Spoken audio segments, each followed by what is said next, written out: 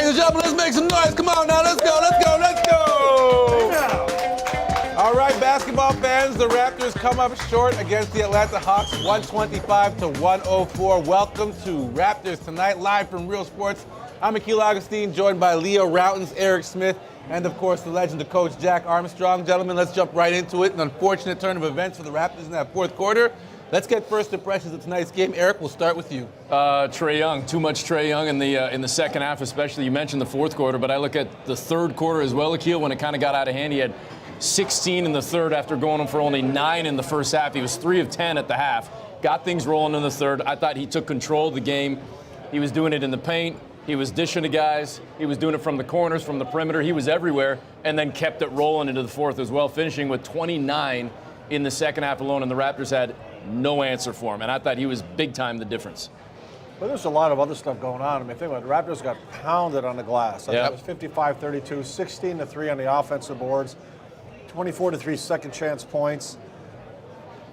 You can have all the Trae Young you want, but when you set the tone with the hustle, the rebounding, and all that, you're going to have a real problem. And unfortunately, you know, we've said this a million times. The Raptors have to play one way to win. They got to be the aggressor. When they're not the aggressor, they have problems.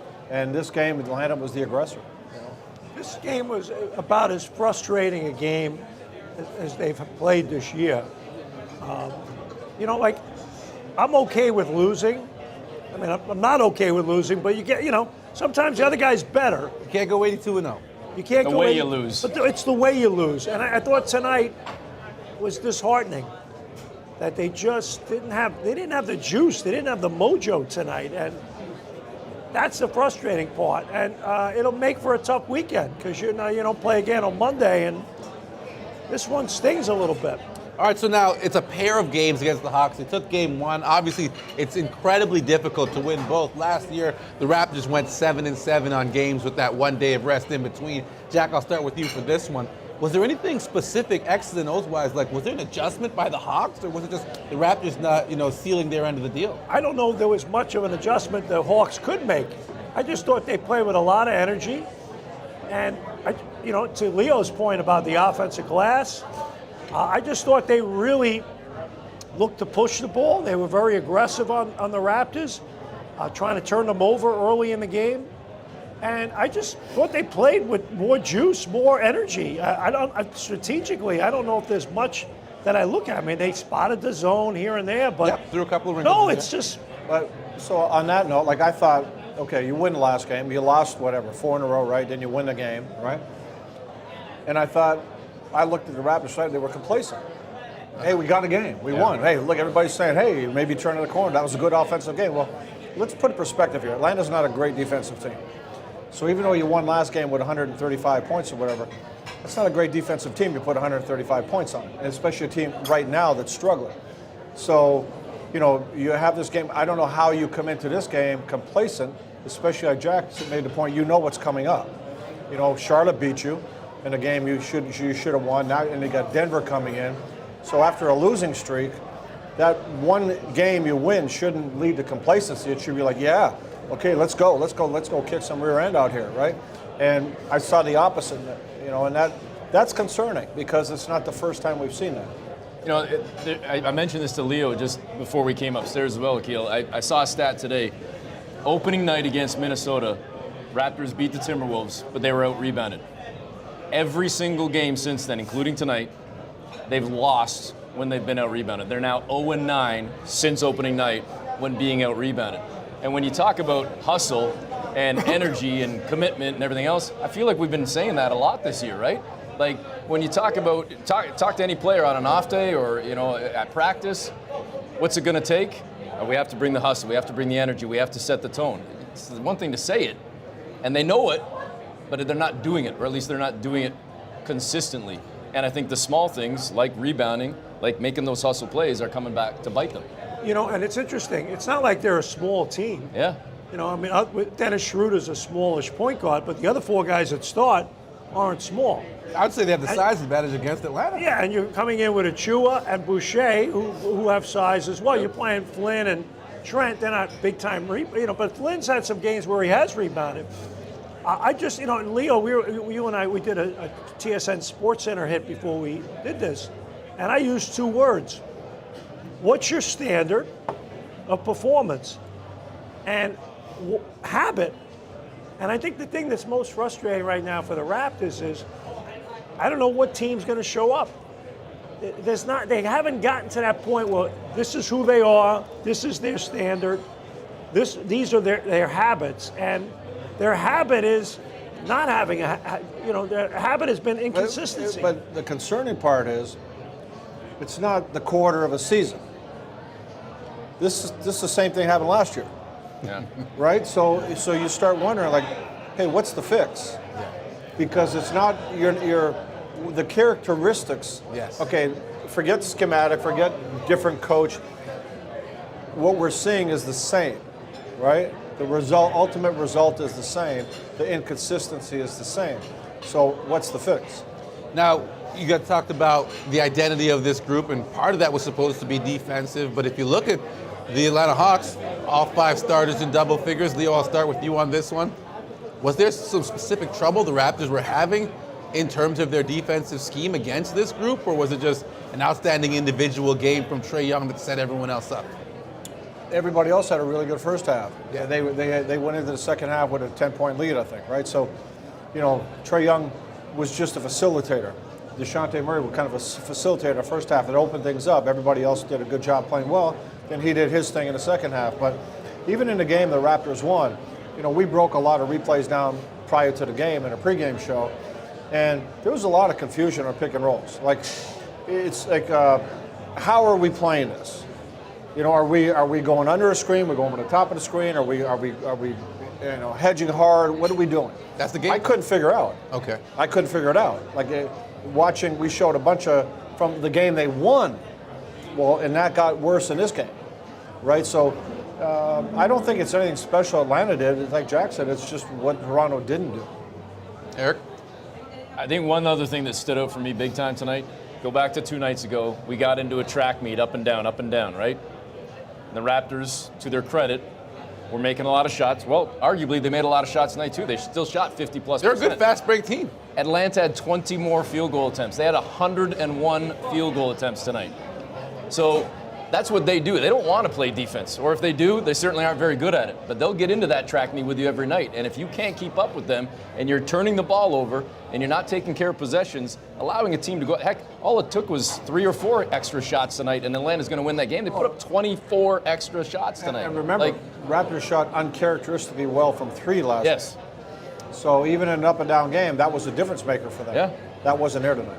All right, now these are 2 teams that are neck and neck in the standings. So, Jack, I'll start with you. The Raptors looking to figure things out. The Hawks front office looking to figure things out. Do you have faith? Do you believe in this Trae Young, DeJounte Murray backcourt moving forward? I still think that they have issues playing together. You take your turns, I take my turns. I don't think they're really in unison yet. I don't know if they ever will be. They're almost subbed out for each other at times, yes. so they can each get their opportunities. Yeah, and I think that's part of that is, I think neither guy has that true appreciation for how important it is to have a backcourt mate and really function together to propel the team to be better. And I think that's a problem. And look, they had 3 guys hurt tonight. And here's the frustrating thing for the Raptors. They're healthy. Yeah. I mean, the Raptors have been healthy this year, overwhelmingly. So that's the hard part. Like, if you start losing a guy or 2, where are you going? And what are you getting? And that's the big challenge. I mean, you're playing your best guys, and you're not playing to the level you'd like to. Are we buying the Hawks roster construction as it currently is built, guys? No, I think there's issues, like Jack said. I think they have some issues, and I never liked the idea of DeJounte Murray and Trae Young together. Yeah. I've never been a big fan of that. Not complimentary. No, not at all. Okay. I think I'd probably echo that. I think they want to make a move. And I mean, I don't know if you're asking the question or not without asking the question, but they were one of the teams rumbled in the offseason, right? So I'm sure that they'll be trying to kick some tires, whether it be on Toronto or otherwise. With it being December 15th, I think the entire NBA is. And listen, December 15th, and you're going, at least from a Raptors perspective, into a weekend, as Jack said earlier, with no games. I'm not saying anything's going to go down in the next 48 hours, but next game on Monday, we're now not talking about the quarter point anymore. Monday's game marks the 1/3 point. 26 games in, that's 1/3 of the season. You either, if you don't know now what you are or who you are, what are you going to say? Wait until the 40-game mark? Like, I think you know what you are and what is needed. In my opinion, you reach a point, and look, the starting unit played very well the other night, but that's been an issue. Yeah. I think somehow, some way, you might have to change the lineup. Wow. Okay. Listen. We're just going to talk about the silver lining playbook. I love what you're saying because I personally agree with you. Hot topic on Reddit. Hot topic. I don't know. on Twitter. I don't know what you do, but Yeah. needless You leave to it to say, the experts. I think you gotta. I think you just somehow, some way, this team needs a jolt. Yeah. You got to shake it up. Quickly, the one thing you don't want to shake up because he's stirring the drink right now. That's Scottie Barnes. Starting to string together a lot of good games, getting some consistency. Eric, I'll start with you on this. Your impressions of how Scott is kind of coming into his own despite all that's going on around him. I think he's been solid overall, no denying that. Obviously, the evolution of his three-point shot this year and the consistency that he's been making that shot with, I think has made a huge difference. It's opening up the floor for him personally, let alone everybody else. I'm going to harken back to what Jack just said, though, 90 seconds ago, 60 seconds ago. I wonder if that might be the move in terms of getting the ball in his hands more as a decision maker as well, because correct me if I'm wrong, guys, is that not what we were talking about quite a bit in the offseason? Is that, are they handing the reins to Scottie? Is he going to be more of a point guard, a point forward? We haven't seen that as much this year, and when we have, it's been more with the second unit. Maybe you want to see it with the starters a little bit. Well, we saw it with the starters, and he got guys good shots. Yeah, but you got to remember, if you don't have guys making shots, Oh, yeah. it gets really congested. Raptors are near the bottom in terms of field goal percentage. So for a guy like Scottie, you want to say penetrate and do, it becomes difficult because everything gets clogged. People are saying, sink in. I'll take my chances when you shoot. Okay, Pascal had a good shooting game last game. I'm still going to take my chances. I'm going to play the percentage and say, you can shoot all threes you want. You're going to have that one game, but that's fine. And you keep shooting. That's what the Raptors are dealing with defensively. Teams are just going to suck it in and boom. I've seen Akil Augustine play. I think they need him out there. I don't know if I'm ready. I think I'm retired. I like the where I'm deep at. three. You got the deep three. I like the perspective that we have here right now. We're going to call in some help right now, okay? All We're right. going to make a trade. We're going to call in our fan of the night. Where's Michael? Michael, you in the building? All right, Michael in the building. All right, this is our guy, Michael. He's our fan of the night. Come on up, join us. Here's your microphone, Mike. What's up, Michael? Hi, Michael. All right, pleasure to have you. Michael. Nice to meet you guys. Meet the gang, meet the on? gang. Our guy Michael's got a question for our expert, so Michael, the floor is yours. Yeah. All right. So my question to you guys is, what adjustments do you think need to be made to fully utilize Scottie and Siakam together? Scottie, and what was And it? Pascal. And Siakam. Scottie and Pascal together. The pairing. How Well, do you know what? The duo. You could ask that question a lot of different ways. What could be if the Raptors make a change, would you be worrying about utilizing Scottie and OG? Or is OG not here and Scottie and Pascal? Or are they all here and you're trying to figure out how to utilize all of them? Here's my opinion. I think those guys need as much shooting around them as possible. Exactly. As much spacing, to Leo's point about Scottie. And I think, honestly, it's any guy who's out there that's not a threat to shoot the ball consistently, that the defense packs the paint because of, takes away, I made a point, people get on Siakam. You think of the number, he had a really good year last year in terms of assists. Yep. You think of all the passes he's thrown, Yep, that could have been. that could have been assists. Yes. I mean, he's doing the right thing. So when people say selfishness, I'm watching him play. After a while, I'm looking, going, I'm passing the ball to that guy. He's not making a shot. I have to play selfish. I got no choice. Because if I give it to him, he's not going to make it. So to your question, I think you got to have as much shooting around those guys for them to reach their potential. Okay, but Jack, then the further part to that is they don't have it. Or if they do have it, they haven't been performing it thus far, right? Brady Dick hasn't lived up to expectations, but he's a very young Oh, guy. Gary Trent has struggled, right? Gary Trent struggled, absolutely. Kia Nurse made a good point in our game. She said, Raptors are capable. Oh, and that's Capable. Like when guys, when things are rolling, you got guys that can make some shots. but they don't have shooters. There's a difference. Shooters shoot. Yeah. Shooters come in, boom, that's Marksman, their job. high Boom, reputation. boom, boom. Bogdanovich. Right, and well, the kid Matthews comes in. He opens up the floor for Atlanta. So, you need shooters, right? And if you don't have shooters, you're not going to have that spacing, because, capable is fine, but capable is not going to consistently open up the floor. All right, well, it's time to find out if our guy Michael's a shooter. Oh, yeah. Let's go for a spin, All right, Mike. Michael. It's time to step up. This is your moment of truth. Maybe you can get yourself a 10-day. Sure. So we're going to step on over to the wheel, and Michael, give it a spin, and let's find out exactly what you'll be shooting for. Round and round and round we go. Where she stops. All right, what do we I got think here, we know. A He's playing bag? for the Wow, bag. all He's right. playing for the bag. All right, Mike, so step up behind this line right here. Oh, he doesn't get a bag right away. He's got to Oh, make he's the got to shot. earn it. He's got to earn it, Mike. Let's Come on, see it. Michael. Let's see it one time. Oh, you know Give what? him another- give him We're gonna another shot. Give him another shot. one. We're gonna give you another one, shot. Mike. Okay, you get 2, right? One plus the penalty. And there it is. Boom, There use you the go. glass. Make Big some shot, noise the for breaks Michael are open. Watson. There we go. All right, All right, Michael. Mike. There you go. You got your bag. All right, Congratulations. Thank you for coming Job out. well You can done, Michael. safely Good job, man. exit Good job, the good set. job. Done. Nice meeting you. Free, it's All right. me. No nation like donation. All right, big up our fan of the night. That's our guy, Michael. So, with that being said, the topic of the day, shooters. But now it's time to go around the NBA. And I guess the biggest topic in the NBA right now is the indefinite suspension of one Draymond Green. Now, people have talked about this a lot of different ways. Here's where I want to go with it. People are putting the emphasis on Draymond and him needing help and time. But how much culpability do the Golden State Warriors have in, I will go ahead and say, enabling his behavior? Because we haven't heard these types of conversations before until this last incident, but it's been Wait, building you're up. taking the NBA out of the mix? Hey, listen, if you want to put him on the table, I'll put him on the No, table. I'm saying. No, you're If right. gonna You're make- right. If you're going to make Golden State right, Leo. culpable, Yes. then you make the league culpable. Yes. I agree. Yes. So okay, let's just take that out of the mix for a second. Call a spade a spade. Draymond, at this point, I'd much rather, we've talked about this with other players, I'd much rather have a guy I got to tone down than pick up. Yeah. Yeah. He's a guy you don't have to tone, you don't have to pick up. He's there, and I love that. But it's gone over, right? It's got to a point where it's over. And now, I mean, when you're suspended, you're affecting your own team significantly, right?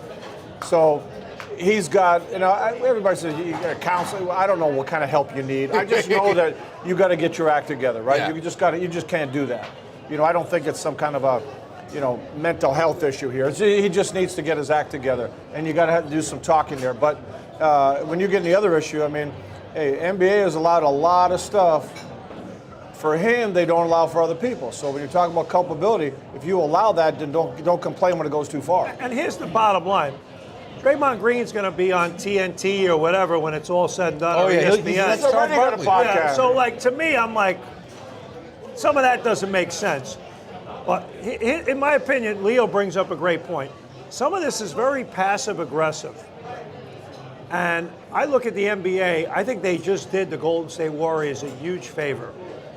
Okay. Because, you know what? We'll get back to you. Don't call us, we'll call you. Because to your point, I don't know if the Warriors just don't want to deal with it anymore. And now the league steps in. But here's my thing. Adam Silver is an attorney. And I'm going to use a legal term. If I'm Adam Silver, because I know David Stern, if he were the commissioner, he would ream out Draymond Green. There'd be no nonsense there. And here's the legal term. Is this behavior of a clear and repetitive nature? Yes. And the answer is yes. Yeah. So if I'm Adam Silver, I bring him in and say, hey, man, I'm done. This is of a clear and repetitive nature. I'm throwing, this enough is enough. Yeah. You are hurting our product. You're hurting your team. And at the same point, about the Golden State Warriors, from ownership on down, they got to make a stand too and say, I don't care about, we're a player-friendly organization. Screw that. he cost his team a championship a few years by punching Absolutely. LeBron. Yep. And listen, I think that's why Leo's point off the top was best when we think about the league. Dude had 3 incidents in less than 3 months. They should have taken a harder stand on the second one. they had to take a stand on this one because for a repeat offender, multi-time repeat offender, the punishment should have been harsher on the first one, on the second one. Now on this third one, I'm just talking this season. But they had to. But look at the way, look at the way he can go at referees. He goes at him. It's disgraceful. Yeah. Who else can do that? Nobody. He's got the longest leash in the NBA. Right. Why? He's not that good a player. I mean, he's a good player, but he's not that good. But that's the culpability angle. So you're right. You let, and think about it. You let me go and keep going and keep going. What's going on in my mind? Well, I can do more. Oh yeah. I can do more. And You're guess enabling what? the guy. He did more, and now you created a serious problem. I tell you what, if I were an official, but again, we're in a politically correct society now. But if I'm an official, and I've seen Draymond Green curse out an official, and no technical. Yep. I tell you what, you curse me out, I'm going to kick your ass. Meanwhile, last week, Seriously. the two-time MVP got kicked out for cursing an official. Yeah. So Jokic can get tossed from We've a game seen in guys the get first kicked half. out for doing Come on. nothing. Don't 100%. curse me out, Akil. I would never think of it, Jack. You know that. Way too much respect over I'm here. a peaceful man. And don't use that magic word. But I do agree with you, though, because I think part of Draymond's value is the fact that he does get to intimidate and to bully players and officials around, and that adds an element to the Warriors that you don't have with a lot of other teams. Yeah, but he's not that good. Like, he's good. Yeah. But he ain't Not that that good. No, agreed.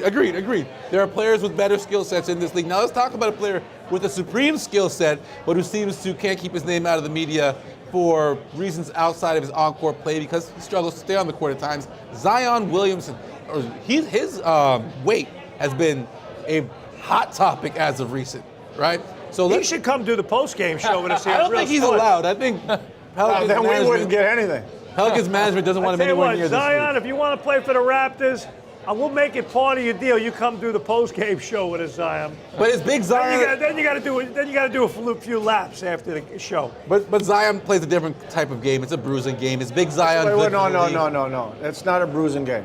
For him? No. He's creating a lot of contact. No? Okay, I'll step back. Charles and Kenny Smith were talking one night, and they made a great point. He jogs from free throw line to free throw line. He doesn't sprint. He never runs the court. If you're a bruising physical player, you get there. You're trucking. And you knock people on their ass. Yeah. Right? Establish he doesn't do position that. early. He's bruising in that he's a big guy, he's going to make a move, he's going to body into you. Okay, that's physical. He's not a bruiser. He's not a bruiser because you got to be in shape to be a bruiser. He's not in shape. You watch him run. It was embarrassing how he played in the in-season tournament. Yeah. I mean, you're talking about a guy that is commanding a serious amount of money, a great amount of respect, and he's lazy and he's not in shape. There's no excuse for that. And I love his game. Yeah. But he is your When he's classic guy. I had Leo, you know him, a guy named Pete Loniger used to be a coach at Niagara University before me. He has a great term about a guy like Zion Williamson. Permanent potential gets you fired. Wow. Somebody's going to get fired. Yeah. Because all we talk about is potential, and he doesn't produce enough. Who can get him there? He gets people to fired. that point, you were talking about a supreme player and one of the. Do we know yet? He hasn't been healthy enough to stay on the floor. In the small sample size, when he is on the floor, he's not really bringing it the way he's supposed to. We know he was a hell of a collegiate player. Statistics? Yeah. Or, well, yes, true. He doesn't have the true impact playoff. But no, come on, man. You're a hooper. You're a baller. Do you really analyze people by statistics? No, absolutely not. You're on the court. You're going to say, "I'm going to kick that guy's tail." Yeah, it's W's. It comes down to W's. Forget his numbers. You look at him and say, "He's really good," but I'd rather him on the other team because I'm going to kick his ass. All right, well, up next for the Toronto Raptors are the Charlotte Hornets, and we'll have that game at 7:30. After the game, if you come on we down. got to give Akil the game ball. Who left with the game ball? Come on down to Real Sports after the show on Monday. Randy took the game ball. I was going to say, is this the real game ball? No, Randy's got the game Hey, ball. on behalf of the crew and our producer Christian, thank you guys for watching, and we'll see you guys Monday post-game. Take care.